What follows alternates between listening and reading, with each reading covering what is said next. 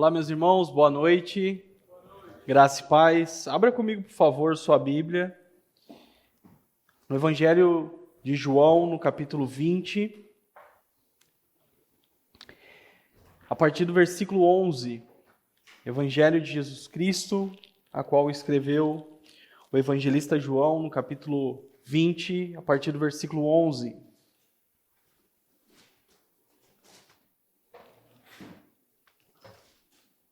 Nós vamos meditar numa porção das Escrituras, continuar a nossa série.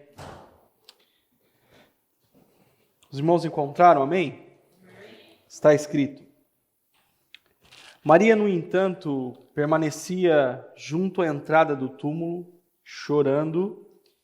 Enquanto chorava, abaixou-se e olhou para dentro do túmulo. Ela viu 2 anjos vestidos de branco, sentados onde o corpo de Jesus tinha sido colocado, um à cabeceira e o outro aos pés.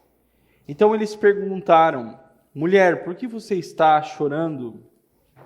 Ela respondeu: porque levaram o meu Senhor, e eu não sei onde puseram. Depois de dizer isso, ela se virou para trás e viu Jesus em pé, mas não reconheceu que era Jesus. Jesus lhe perguntou: mulher, por que você está chorando? A quem você procura? Ela, supondo que ele fosse o jardineiro, respondeu: se o Senhor tirou daqui, diga-me onde o colocou, e eu o levarei. Versículo 16, Jesus disse: Maria. Ela, voltando-se, lhe disse em hebraico: Rabone. Rabone quer dizer mestre. Jesus continuou: não me detenhas, porque ainda não subi para o meu Pai, mas vá até os meus irmãos e diga a eles: subo para o meu Pai e o Pai de vocês, para o meu Deus e o Deus de vocês. Então Maria Madalena foi e anunciou aos discípulos: eu vi o Senhor, e contava que Jesus tinha dito essas coisas. Amém, irmãos?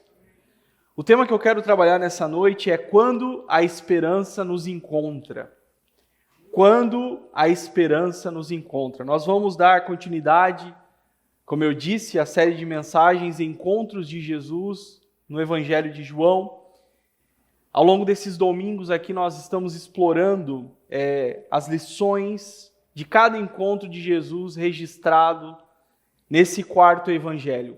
Como nós falamos aqui amplamente, o evangelho de João ele é o mais discursivo dos evangelhos, ele é o mais teológico de todos os outros evangelhos. E esse é o motivo pelo qual o evangelista João ele vai focar muito nos diálogos, vai focar muito nos discursos, porque ele está fazendo uma apresentação cristológica do Senhor. Por isso que a descrição dos encontros, a descrição dos diálogos sempre são muito impactantes para nós, para os leitores, porque cada fala, cada encontro revela Cristo de uma maneira muito singular e especial. Se você fizer esse exercício de comparação dos evangelhos, você vai perceber a diferença, enquanto que Mateus, Marcos e Lucas, que são os evangelhos sinóticos, eles vão focar nas ações de Jesus, naquilo que Jesus fez, nos milagres, nos sinais, nos exorcismos, nas curas. João ele vai trazer o aspecto do ser de Cristo. Quem é Cristo de fato?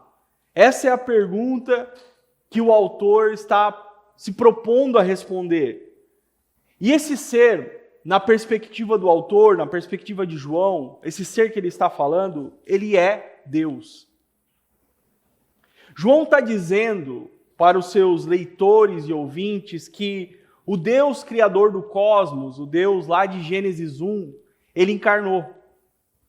O Logos divino, ele entrou na história. O Deus, na pessoa do Filho, se tornou humano. Numa linguagem bem joanina aqui, ele tabernaculou entre nós. Esse Deus homem que João está falando ele vai passar por todo o processo da vida humana, inclusive pela morte. E essa morte vai ser registrada lá no capítulo 19 desse mesmo evangelho. Embora o grande evento teológico registrado por João seja a crucificação de Jesus, sem dúvida nenhuma, o grande evento histórico, na verdade, é a ressurreição de Jesus. João vai dar muito destaque para a ressurreição do Senhor. A ressurreição aqui é o grande ápice do evangelho de João. João enfatiza o triunfo do Cristo ressuscitado. Ou seja, João está dizendo que a morte não conseguiu deter Jesus. O autor está afirmando que Jesus não somente como Deus andou pela terra, não somente fez o bem, não somente curou, não somente salvou, não somente se entregou como um sacrifício, mas também, principalmente, ele venceu a morte ressuscitando dentre os mortos. E através da ressurreição de Jesus, o Senhor inaugura um novo tempo. Um novo tempo para o povo de Deus. A nova criação. E nessa nova criação, Cristo é o primogênito dentre os mortos. Ele é a primícia desse novo tempo. Ou seja, ele foi o primeiro a ressurgir. Ele foi o primeiro a ressuscitar. Aí você pode dizer, mas Kleber, nós vimos na semana passada, por exemplo, que Lázaro ressuscitou. Sim, Lázaro ressuscitou. Nós temos outros exemplos. O filho da viúva de Naim. Alguns relatos no Antigo Testamento de alguns homens que ressuscitaram, algumas pessoas ressuscitaram. Mas Cristo é este que ressuscita para nunca mais morrer. Ele inaugura esse novo tempo. Ele foi o primeiro a ressuscitar, a ressurgir e ter um corpo glorificado. E agora essa é a grande mensagem que os apóstolos vão pregar, que vão propagar, que vão disseminar.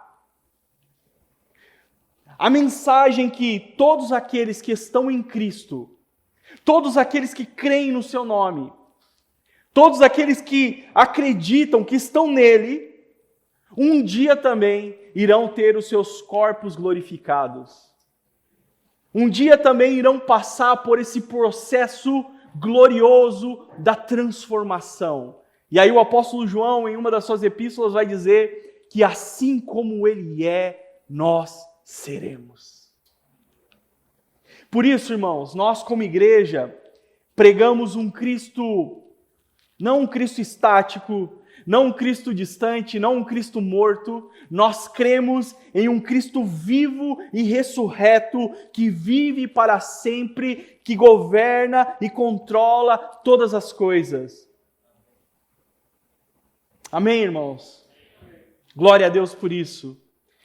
Muito bem, irmãos, quando nós olhamos para esse texto que lemos aqui, esse texto aqui ele retrata um lapso entre a crucificação e até o momento onde os discípulos vão compreender que Jesus ressuscitou de fato. Isso aqui, preste atenção aqui nesse período de tempo, que vai da crucificação até a compreensão dos discípulos. Aqui nesse período de tempo, os discípulos eles estão completamente atordoados. Por que eles estão atordoados? Porque o Mestre Jesus fora morto. O sentimento aqui dos discípulos é de muita dor, de muito luto, de muito sofrimento. Jesus tinha sido acabado de ser crucificado, morto de uma forma cruel, brutal. A crucificação, às vezes a gente fala tanto e às vezes a gente não para pensar. Mas a crucificação era um método de execução, um dos mais terríveis que existia na antiguidade. Quem era destinado para a crucificação? Ladrões, pessoas que eram contra o Império Romano, revolucionários. Jesus foi crucificado no meio de ladrões, morreu como um ladrão. Então Jesus morreu de uma forma extremamente humilhante, brutal, violenta. E agora, após esse evento traumático, surge mais uma questão extremamente complexa para os discípulos lidarem. O túmulo onde Jesus foi colocado, ele foi violado, na cabeça deles. O túmulo está vazio. A pedra fora removida. O texto diz que Maria Madalena, ela foi de madrugada, no raiar do dia, até o túmulo. Os outros evangelhos, eles vão colocar outras mulheres nessa cena. João vai focar na pessoa de Maria Madalena. Aí você pode dizer, Kleber, então existe contradição no texto? Não, não existe contradição. Fato é que João, ele vai focar na figura de Maria Madalena, porque posteriormente, como nós vamos ver aqui, ela vai ter um encontro pessoal com Jesus. Então, vamos colocar assim, as mulheres estavam indo para cuidar do corpo do Senhor, para embalsamar o corpo do Senhor no domingo de manhã. Por que elas estão indo nesse domingo de manhã cuidar do corpo do Senhor? Jesus, ele morreu no final, ou na parte final da sexta-feira à tarde. Logo iria se iniciar o Shabat dos judeus. E os judeus, eles não trabalham no sábado. Então, elas tiveram que esperar todo o Shabat passar para ir no domingo de manhã, para continuar esse trabalho de embalsamamento do corpo do Senhor. Essa Maria Madalena, que é citada aqui no texto, Maria de Magdala, nós não temos muitas informações a respeito dela. Algumas pistas, algumas evidências internas que outros textos nos mostram é que ela fora uma mulher que teve um passado de possessão maligna. O Senhor Jesus, ao encontrá-la, libertou dessa possessão maligna, e ela, juntamente com outras mulheres, segundo Lucas capítulo 8, ela seguia Jesus, e ela era uma das financiadoras do ministério de Jesus, então ela seguia com outras mulheres. Diz o texto, então eu preciso fazer essa digressão aqui no capítulo 20, que as mulheres, elas se deparam com essa cena. João coloca somente Maria, se deparando com essa cena da pedra do túmulo removida. Então ela olha, não tem nada lá dentro, a não ser os lençóis que enrolaram o corpo de Jesus após a crucificação. Então a reação dela aqui é de assombro, de indignação.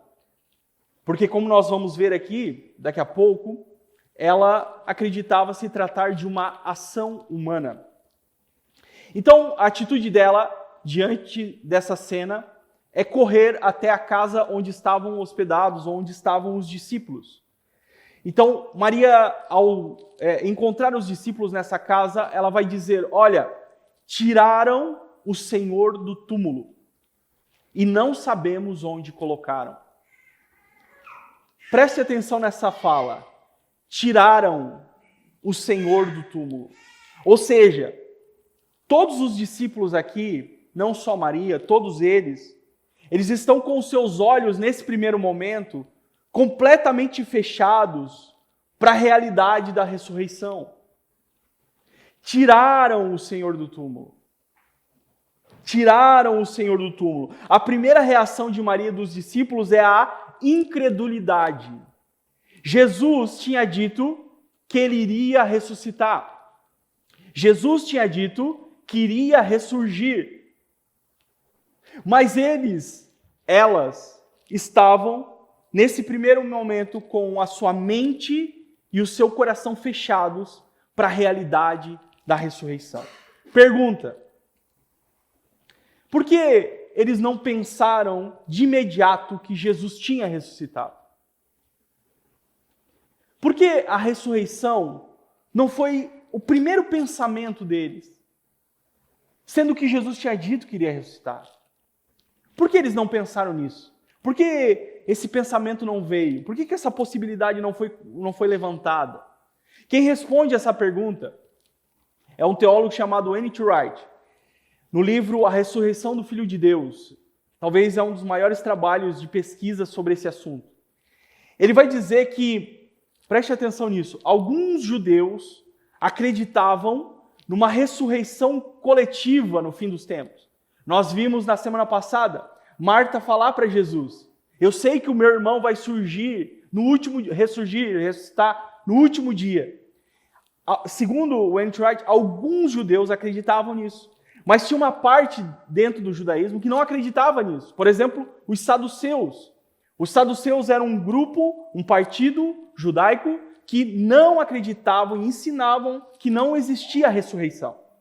Então, o tema ressurreição não era unanimidade para os judeus. Então, aqui existe uma crença fundamental que não está bem definida. Mesmo com as palavras de Jesus, mesmo com as promessas do Senhor, eles não se lembraram dessa palavra de maneira imediata. Justamente porque, por conta dessa crença fundamental, mas principalmente por algo que eu quero trabalhar com você aqui nessa noite, que eu entendo a partir daquilo que o texto nos mostra, que é a desesperança. Eles estavam tomados pela desesperança. Todos. Isso é uma realidade porque quando, irmãos, nós somos tomados pela desesperança, parece que nós não conseguimos enxergar novos horizontes. Quando somos tomados pela desesperança, parece que a gente não consegue enxergar boas possibilidades. Ficamos com os nossos sentidos tapados, ficamos azedos, ficamos pessimistas. E um dos maiores efeitos da desesperança na vida de um discípulo é nos fazer esquecer daquilo que o Senhor disse, daquilo que a sua palavra diz. Eles esqueceram daquilo que o Senhor tinha dito, que o Senhor disse que iria ressuscitar, eles se esqueceram. A desesperança tomou conta do coração deles, a ponto deles esquecerem daquilo que o Senhor disse. Isso é muito sério. Eu me lembro de Lamentações de Jeremias. Eu gosto da Bíblia porque a Bíblia ela não esconde a fragilidade dos seus heróis. Ela não esconde a humanidade dos seus heróis. Lamentações de Jeremias foi escrito pelo grande profeta Jeremias. E ele escreve esse livro sobre os escombros de uma cidade destruída. Jerusalém fora destruída, mulheres foram violentadas, muitos homens foram mortos, muitos foram presos, levados cativos. E é nesse contexto, olhando para uma cidade destruída, que ele escreve Lamentações. Lamentações é um cântico fúnebre. E se você olhar Lamentações, ler em casa, você vai perceber, o capítulo 1 parece que é só desgraça, é só o sofrimento. Ele retrata com muita angústia, com muita agonia, com muito sofrimento, o que ele está visualizando. Parece que não existe um horizonte positivo. Assim é o capítulo 1, o capítulo 2, o capítulo 3, até chegar lá no final do capítulo 3, quando ele diz: quero trazer à memória o que pode me dar esperança. Então, Jeremias lembra-se do Senhor. Ele lembra de quem Deus é. Ele lembra da palavra do Senhor. E a partir de então, o aspecto do livro muda. A realidade muda. Porque ele se lembra do Senhor e da sua palavra. Então, irmãos, em meio às dificuldades da vida, que possamos encher os nossos corações com a palavra de Deus. Não permita que a desesperança domine o seu coração a ponto de você se esquecer daquilo que o Senhor diz na sua palavra, daquilo que Ele disse a seu respeito. Então, na cabeça deles, o que estava ruim agora começou a piorar. Até tem um meme, né? Parece que estava ruim, agora piorou. E é isso. Não bastasse toda a dor, todo o sofrimento, todo o luto, toda a agonia, os discípulos com aquele sentimento de culpa, porque no momento mais crucial todo mundo debandou. Não bastasse tudo isso, agora eles têm que lidar com a seguinte questão: quem teria tirado o corpo do mestre do túmulo? Então perceba que a ressurreição, ela não é uma opção nesse primeiro momento para os discípulos. Eles achavam que era realmente uma intervenção humana em todo esse processo. E agora a questão é, será que foram os romanos que roubaram o corpo de Jesus? Será que foram os judeus radicais? Será que foram os fariseus? Quem teria roubado? Quando Maria informa os discípulos, eles saem correndo em direção ao túmulo. Diz o texto que Pedro entra, ele olha, João olha, e o versículo 9 do capítulo 20 diz que eles não tinham compreendido as Escrituras a respeito da ressurreição. Esse versículo aqui embasa essa tese, que eles estavam com seus sentidos tapados para a realidade da ressurreição. Então os discípulos voltam, todos voltam, e me parece que o que o texto mostra é que Maria vai ficar sozinha. Ela vai ficar no sepulcro sozinha, chorando, desesperada, porque ela acreditava que tinham roubado o corpo do Senhor. E o que eu enxergo aqui, e eu quero mostrar para você nessa noite, é que mesmo com a desesperança, mesmo com as incertezas, mesmo com a limitação humana, eu consigo perceber aqui em Maria uma demonstração real de amor e devoção ao Senhor. E essa demonstração de amor e devoção vai ser recompensada pelo próprio Cristo.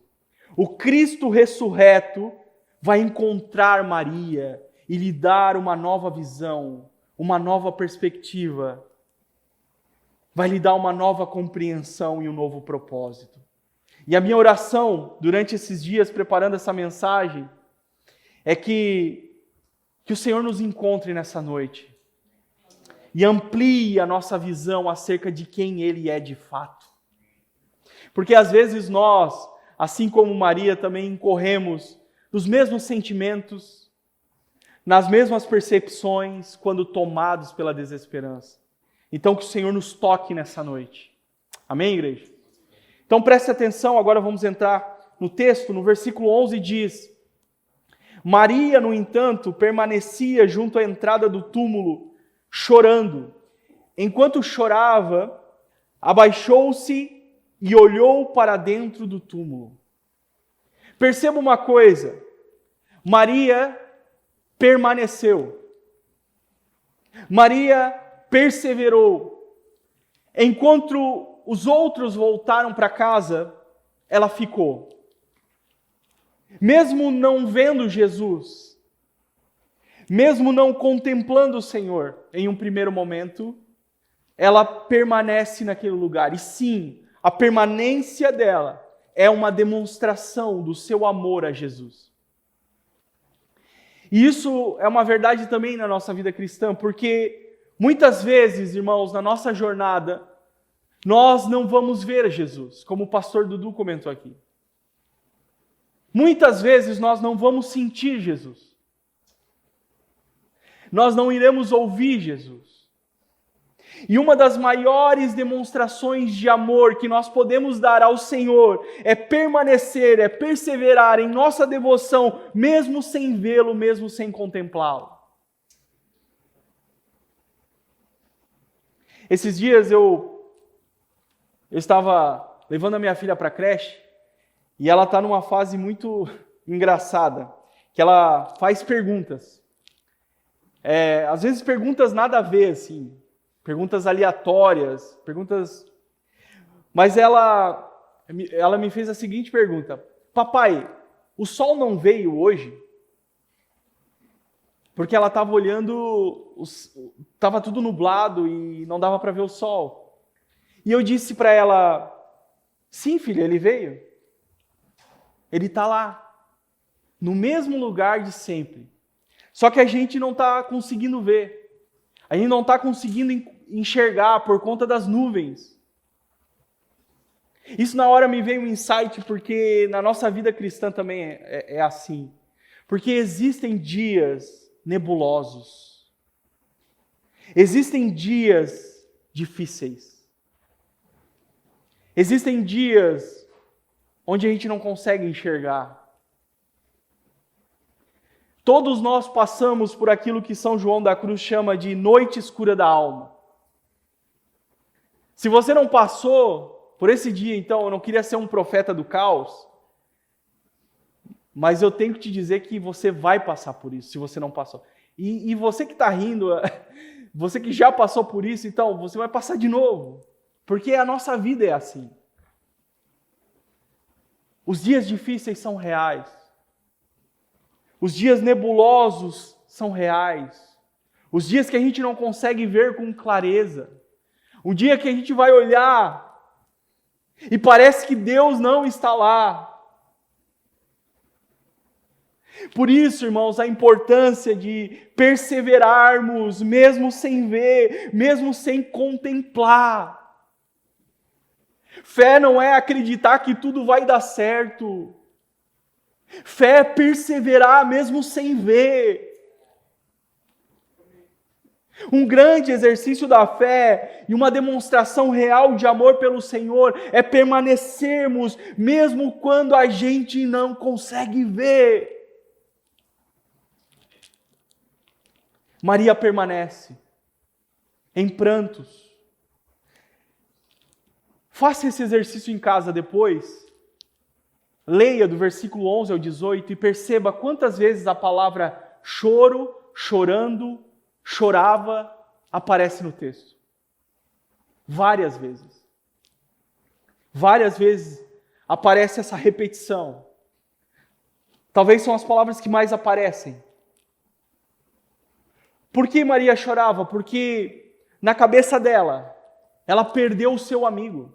E ela perdeu já no processo da crucificação, na cabeça dela, ela achava que Jesus estava morto.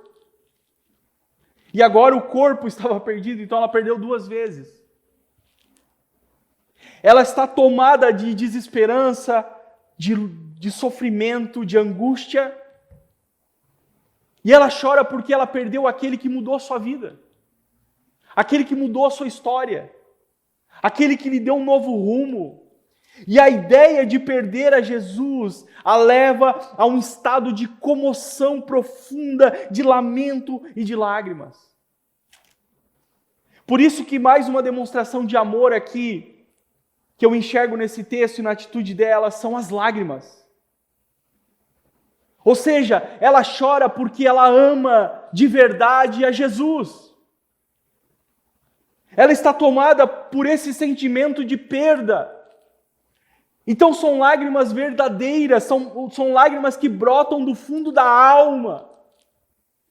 E é importante a gente destacar isso, porque no contexto bíblico existiam as carpideiras, que eram mulheres que choravam de mentira em funerais. Eram contratadas para chorar. Às vezes a mulher não conhecia nenhum defunto.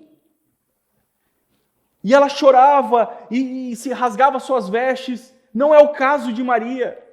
Maria não está emitindo um choro falso. Aqui é o choro da alma. É o choro de quem perdeu um ente querido. Só quem perdeu um ente querido sabe que dor é essa. Que agonia é essa, que angústia é essa. Preste atenção nisso. O senso de perda a leva a um estado de comoção profunda. Vou repetir. O senso de perda a leva a um estado de comoção profunda. A ideia de perder a Jesus a deixa consternada. A ideia de perder a Jesus a deixa totalmente desesperada em prantos. Sabe, irmãos, e eu penso que precisamos ter esse coração disposto a se lamentar e chorar desesperadamente diante do senso da perda da presença. Isso foi falado aqui hoje. Não podemos, como discípulos, conviver de forma tranquila com o senso da perda da presença de Jesus. O que acontece é que muitas pessoas acostumaram a conviver com este senso. Já não choram mais diante do Senhor. Já não se lamentam mais a sua condição pecaminosa. Eu vou falar tudo que eu anotei para falar. O pastor Dudu já comentou, então eu sei que o Senhor está convergindo nessa noite essa palavra. Pessoas se acostumaram com uma vida distante, se acostumaram com o pecado, se acostumaram com o coração endurecido, se acostumaram em não sentir a presença do Senhor. Na vida cristã, como eu disse, às vezes nós não vamos sentir nada. Às vezes é assim. Às vezes a gente vai entrar no nosso quarto para orar e a gente não vai sentir. E aqui cabe a questão da perseverança, como eu falei anteriormente. Porque a vida cristã não é sobre sentir, a vida cristã é sobre crer. Mas não é normal você encarar com passividade e com naturalidade o fato de não sentir a presença de Deus. Não é natural você não chorar por isso. Não é natural você não rasgar o seu coração diante do senso da perda.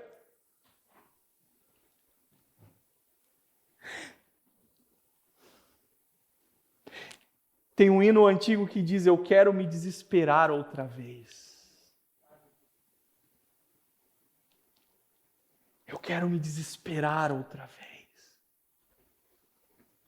Vou repetir o que o pastor Dudu falou, ou melhor, que o Espírito de Deus falou novamente hoje. Onde estão as nossas lágrimas? Por que não choramos mais? Porque se acostumamos com o fato de não sentir a presença do Senhor. Tem pessoas que vivem com seu coração endurecido, petrificado, já não choram mais, já não se derramam mais aos pés do Senhor. Tem pessoas que choram quando o seu time de futebol ganha, quando o seu time é rebaixado, e não choram diante do Senhor, diante da sua condição pecaminosa.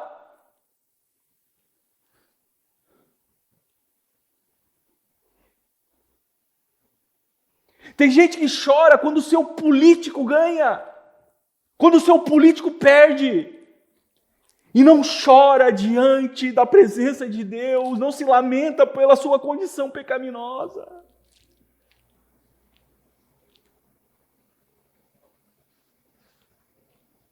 Precisamos nos desesperar outra vez. Precisamos chorar verdadeiramente.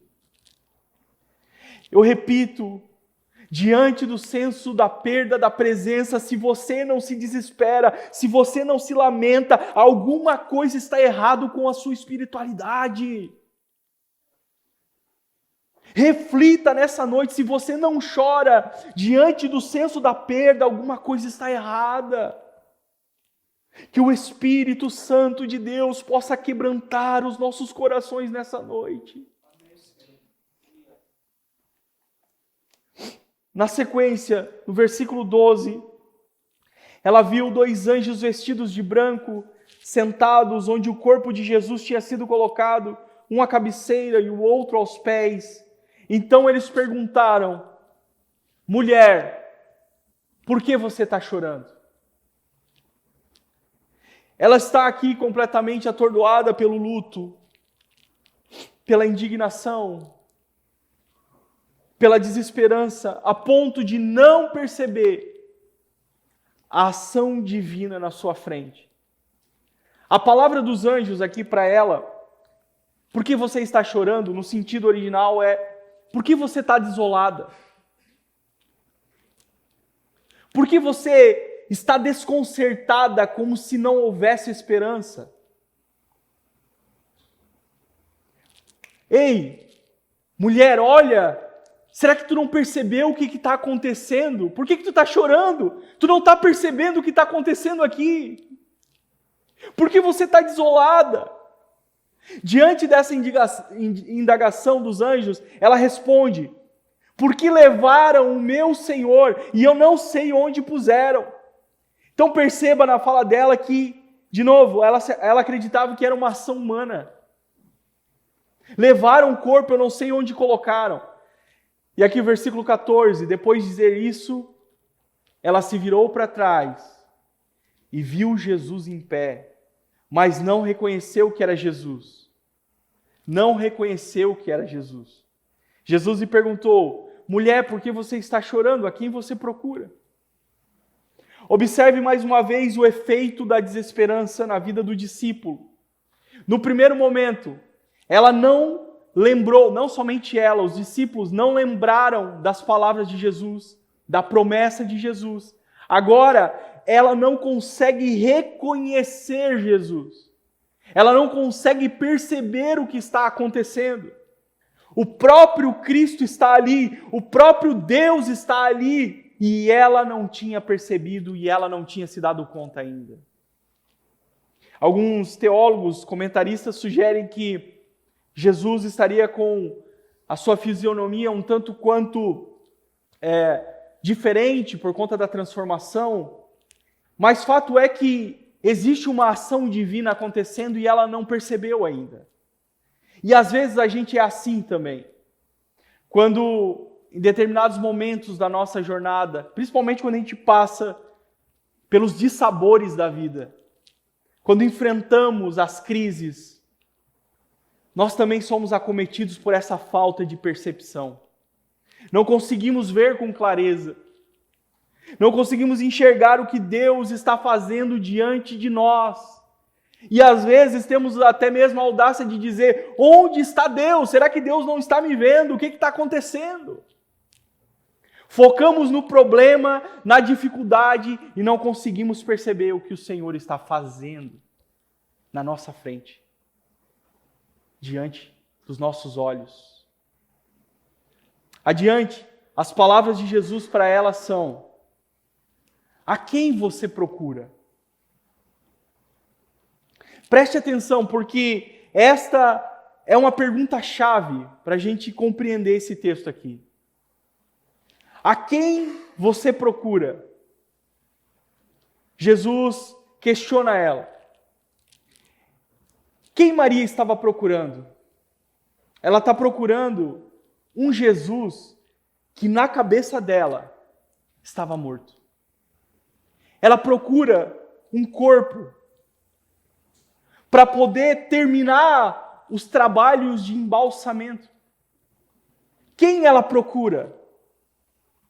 Um Jesus morto. Ela está procurando um Jesus morto. Ela tem muito amor pelo Senhor, isso é demonstrado na sua permanência, isso é demonstrado nas suas lágrimas. Mas perceba algo, mais um efeito da desesperança. Ela vai limitar a Jesus, porque ela está procurando um Jesus morto. Mesmo já tendo tido um encontro com Jesus, mesmo seguindo a Jesus, mesmo crendo no Senhor, mesmo vendo todos os sinais que ela viu, multiplicações, curas, exorcismos, ela acreditava nele, na sua pessoa, naquilo que ele pregava, naquilo que ele ensinava. Mas por conta da desesperança, ela acabou limitando Jesus na sua mente e no seu coração. Ela achava que ele tinha morrido e acabou. Ela precisava apenas do corpo para poder finalizar o trabalho de embalsamamento. Por isso a pergunta de Jesus: a quem você procura? Jesus sabe exatamente quem ela está procurando. E essa pergunta, irmãos, ela nos confronta também. Sabe por quê? Porque às vezes, em determinados momentos da nossa vida, por conta da nossa limitação humana, por conta de crenças fundamentais, por conta dos nossos achismos, por conta do nosso pessimismo, quando tomados pela desesperança, nós acabamos limitando Jesus na nossa mente e no nosso coração. Por isso que eu disse e repito, que o Senhor quer ampliar, e eu tenho certeza do que eu estou falando, Jesus quer ampliar a nossa visão acerca de quem Ele é de fato. Porque às vezes nós estamos procurando um Jesus errado, um Jesus moldado segundo as minhas crenças, um Jesus moldado segundo os meus achismos, um Jesus limitado segundo a minha concepção pessoal. Por isso é importante entendermos que Deus não é o que eu acho que Ele é. Eu acho que Jesus é assim. Não. Jesus é o que a Escritura diz que Ele é. Deus é o que a Escritura nos revela que Ele é. Deus faz aquilo que a Escritura diz que Ele faz, e a Bíblia diz, as Escrituras dizem que Ele é o Deus Todo-Poderoso. E quantas vezes nós limitamos a Jesus em nossa mente e nossos corações? Quantas vezes? Determinadas situações que enfrentamos, muitas vezes a gente diz, isso aí não tem mais jeito. Não, isso aí vai ser assim agora, não tem mais como lidar. É isso mesmo. Vai ser assim. Nós, muitas vezes, limitamos a Jesus. Irmãos, Cristo transcende a nossa limitação humana. Precisamos, igreja, confiar em quem Jesus é de fato. E o Senhor quer nos levar a este lugar de entendimento, esse lugar de compreensão, de conhecimento do Senhor. É nesse lugar onde a nossa fé é estendida, nós somos alinhados pelo Senhor e podemos descansar quando passamos pelas aflições da vida. Porque o conhecemos de verdade, sabemos quem Ele é de fato. Na continuação, caminhando para o final, ela supondo que fosse um jardineiro, respondeu, se o Senhor o tirou, olha só, irmãos, se o Senhor tirou daqui, ela achando que ele fosse um jardineiro, diga-me onde o colocou e eu o levarei. Olha a sandice, irmão. Aqui Maria ligou o modo desespero. Você já ligou o modo desespero na sua vida? Muitos de nós, né? Ela ligou o modo desespero. A ponto de querer resolver a situação na força do seu braço, literalmente. Literalmente. Você consegue visualizar essa cena aqui? Maria carregando um corpo. Isso é um absurdo para nós, sim ou não? Imagina para aquela época. Imagina para aquele contexto, para aquela realidade. A desesperança não somente, preste atenção nisso, não somente obscureceu a verdade no coração de Maria, aquilo que ela tinha aprendido, não somente ofuscou a visão dela, não somente fez ela limitar a Jesus, mas também a desesperança estava tirando o equilíbrio, a ponto dela propor algo totalmente ilógico, totalmente irracional, a ponto de querer resolver o negócio sozinha, do seu jeito, da sua maneira, na força do seu braço. Então perceba o estrago que é a desesperança na vida do discípulo. Por isso eu reitero que a desesperança não combina com o discipulado. O discipulado é o caminhar com Jesus. Não faz sentido eu crer em Jesus Eu viver para Jesus, eu entregar minha vida para Ele e ser dominado pela desesperança não faz sentido. O mais incrível nessa história é que a própria esperança vai encontrar Maria naquele jardim. O próprio Cristo ressurreto vai de encontro a Maria para mudar o seu quadro. E realmente, tudo vai mudar quando Jesus, o Cristo ressurreto, aparece para ela e a chama pelo seu nome. Olha o que diz o versículo 16. Jesus disse: Maria. Maria. Jesus a chama pelo nome. E aqui, os olhos dela vão ser abertos. Ela reconhece que é Jesus de maneira imediata, a ponto dela chamá-lo de Raboni, que é uma expressão carinhosa, meu mestre, meu mestre. No momento que Jesus chama Maria, é a palavra do próprio Cristo que abre o coração dela e a leva a crer. Perceba algo. Alguns segundos atrás, alguns minutos atrás, ela estava cega para a realidade da ressurreição. Ela está desnorteada, ela está embriagada pela desesperança. Mas a partir da palavra de Jesus, tudo vai mudar. Porque a palavra de Jesus, ela põe ordem nas coisas. A palavra do Senhor põe ordem no caos da nossa alma. A palavra do Senhor traz vida. A palavra de Jesus é que nos traz a Ele, é a palavra de Jesus que nos vivifica, é a palavra dele que nos capacita para crer. Quando Ele chama ela pelo seu nome, ela reconhece imediatamente que é Jesus.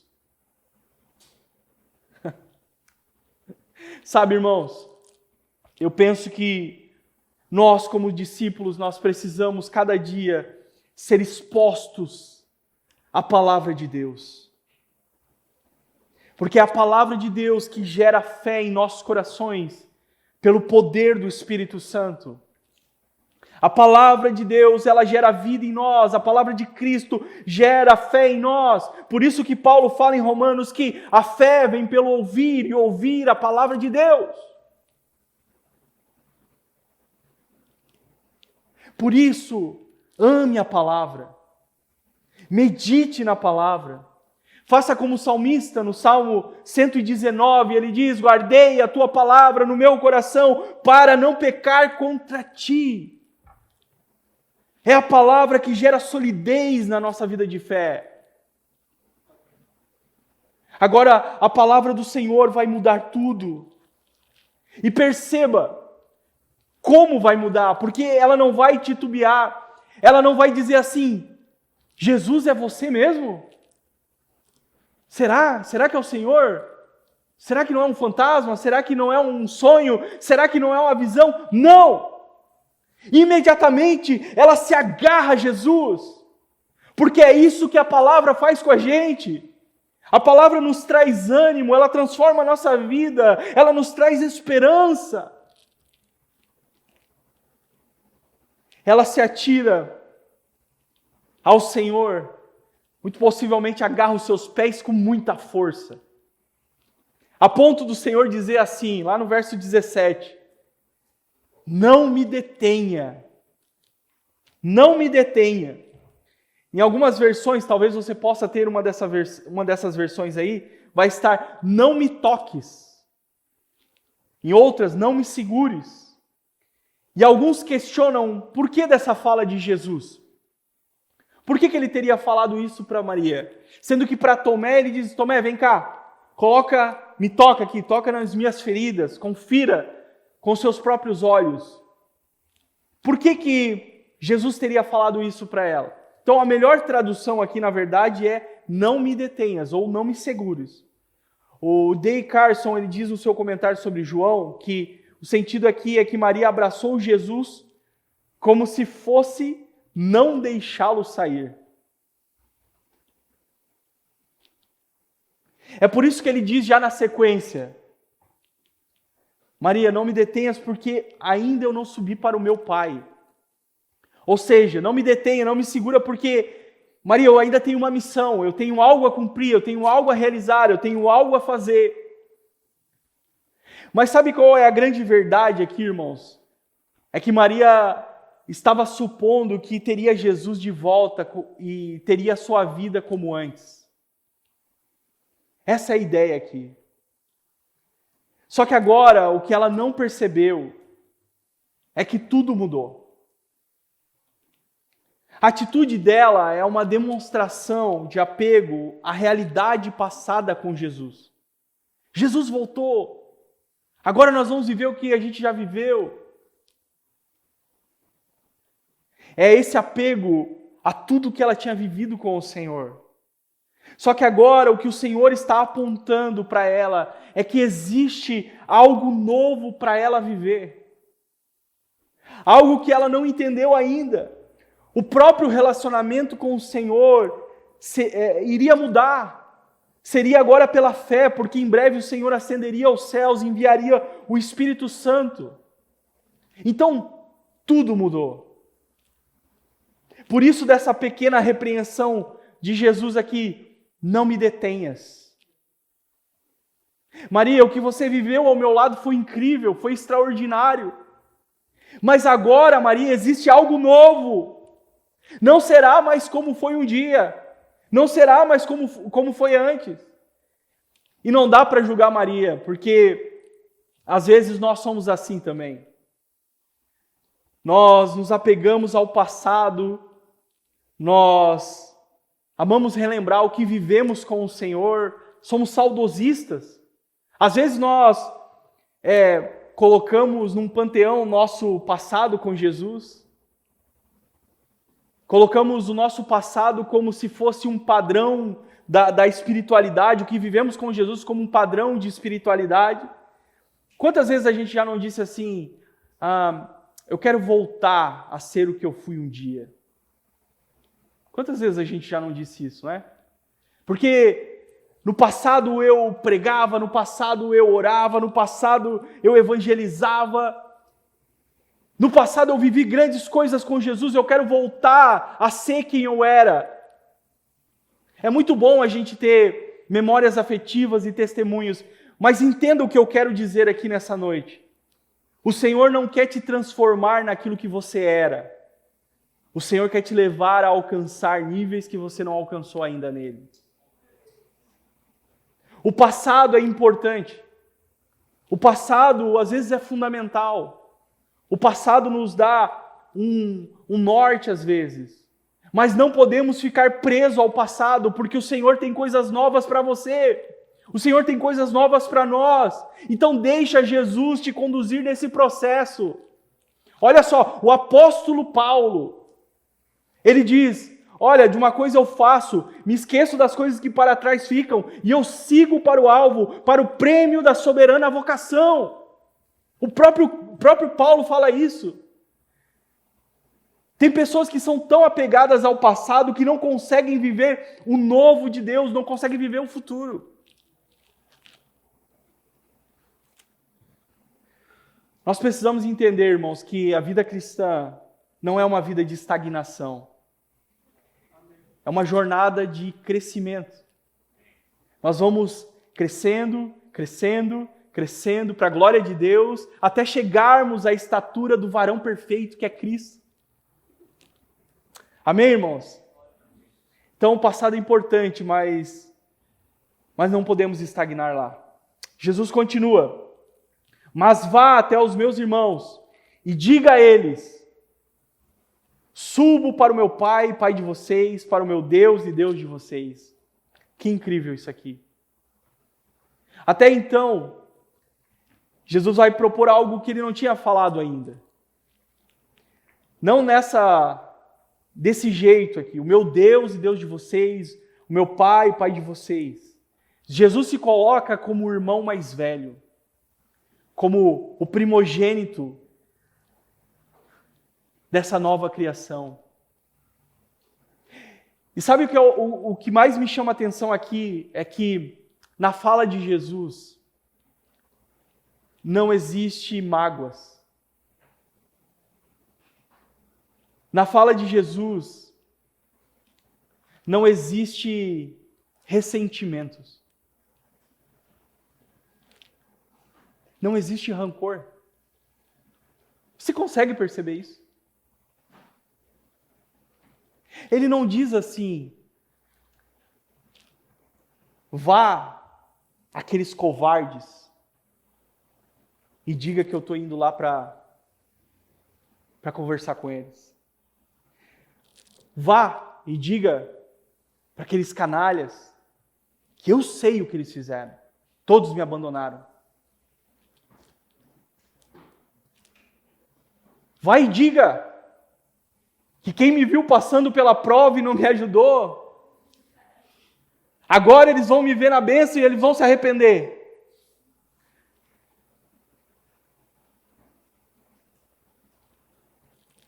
Não existe ressentimentos. Não existe mágoas.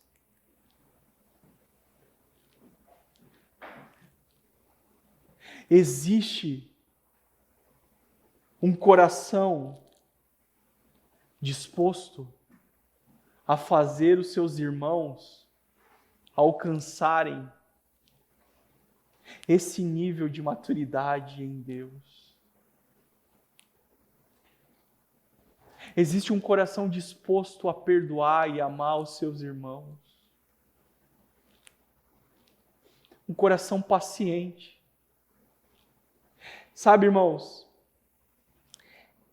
isso é uma lição para nós, porque muitas vezes por coisas pequenas nos entristecemos com o próximo, com os nossos irmãos. Por coisas minúsculas. Precisamos aprender com o nosso Jesus. Precisamos ter essa mesma disposição que o nosso Senhor tem de amar os nossos irmãos. No versículo 18, para a gente encerrar, são 9h. Então Maria Madalena foi e anunciou aos discípulos: eu vi o Senhor, diz ela, e contava que Jesus tinha dito essas coisas.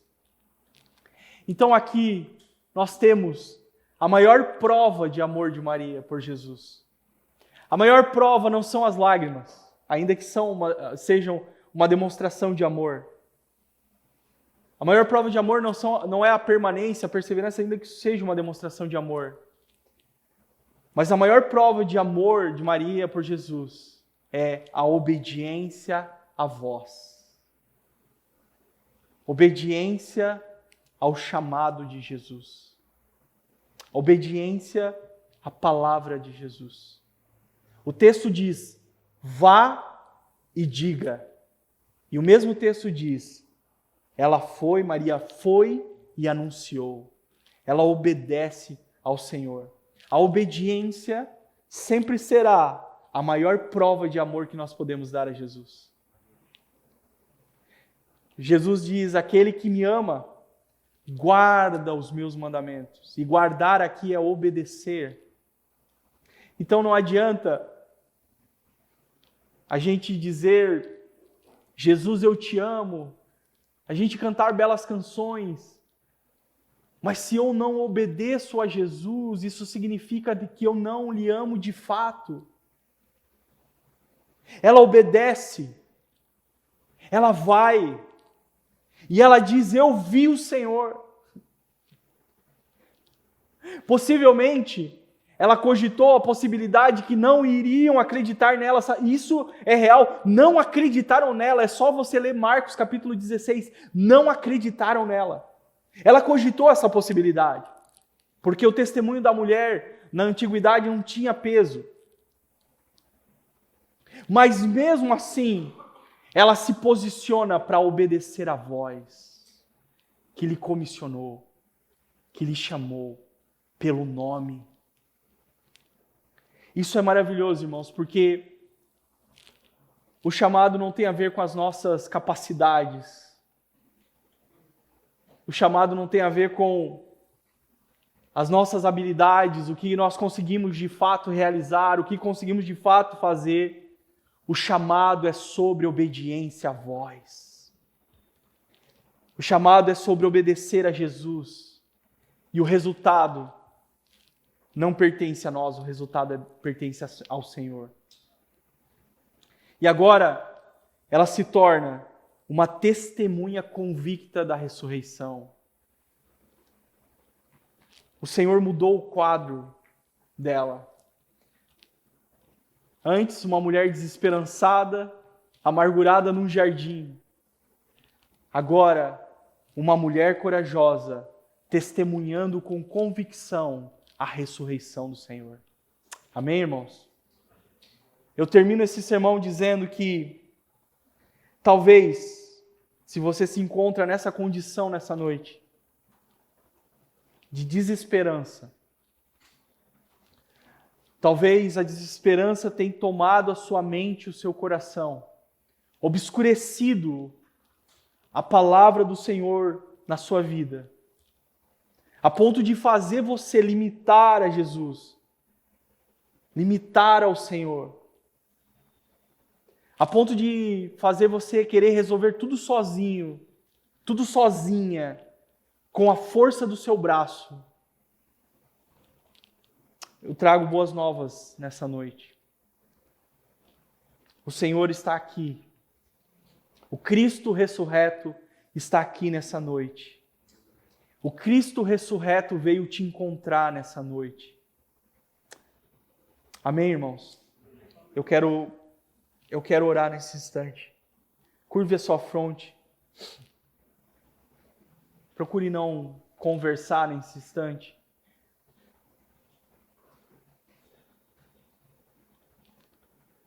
Pai, em nome de Jesus, nós te agradecemos pela sua palavra, Senhor. Ah, Senhor, como somos frágeis, fracos.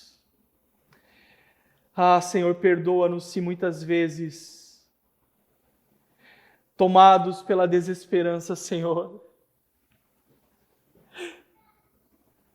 nós limitamos o Senhor e o seu poder.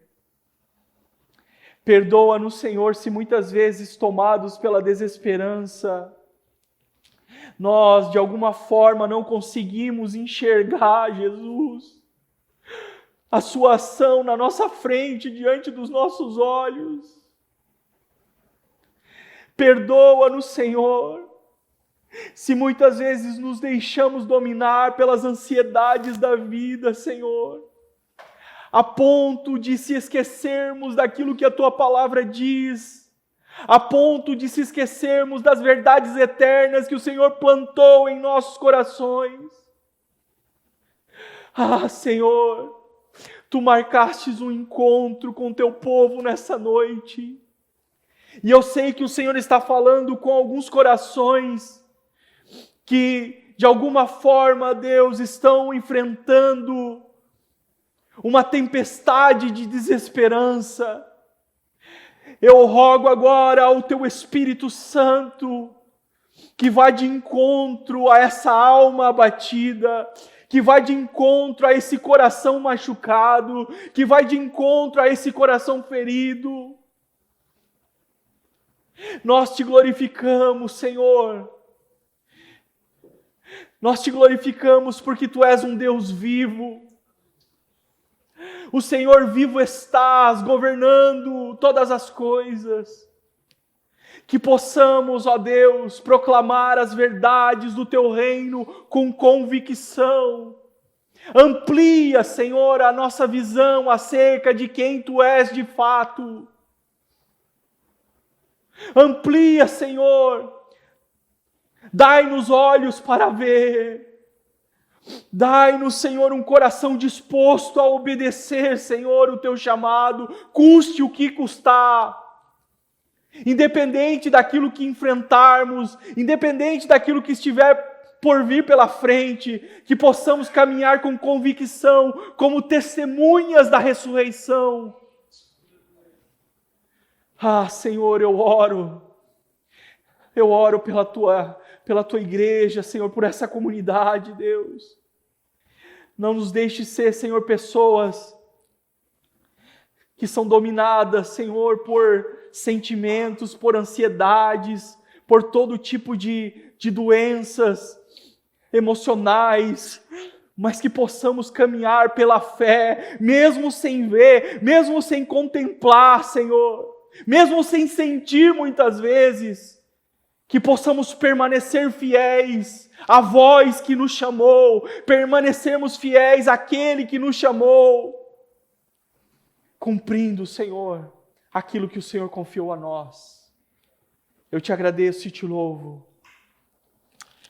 Em nome de Jesus. Amém e amém. Louvado seja o nome do Senhor. Amém, irmãos?